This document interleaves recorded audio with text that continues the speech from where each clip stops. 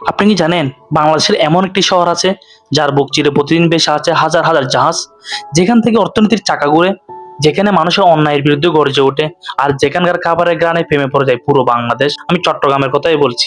এই শহর শুধু একটি বন্দর নয়, এটি 400 বছরেরও বেশি পুরনো একটা ইতিহাসের সাক্ষী বহন করে, যেখানে মুঘল, ব্রিটিশ, পাকিস্তান শাসনের পরে স্বাধীন বাংলাদেশের প্রথম বিদ্রোহী চিৎকার এখান থেকে এসেছিল।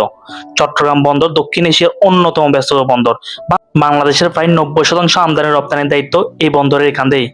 এটাই দেশের অর্থনীতির মূল প্রবেশদ্বার। কিন্তু চট্টগ্রাম শুধু ব্যবসা নয়, চট্টগ্রাম মানে পাহাড়, সমুদ্র আর মানুষের প্রাণবন্ত এক মিশ্রণ।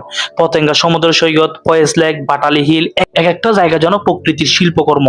আর ভাষার কথা কি বা বলবো, চট্টগ্রামের ভাষা এত মধুর যে যে কেউ চাইলে চট্টগ্রামের ভাষা কথা বলতে পারে না। চট্টগ্রামের ভাষা বুঝতে হলে, চট্টগ্রামের ভাষা জানতে হলে, চট্টগ্রামের ভাষা শিখতে হলে চট্টগ্রামে তাকে দীর্ঘদিন ধরে থাকতে হবে।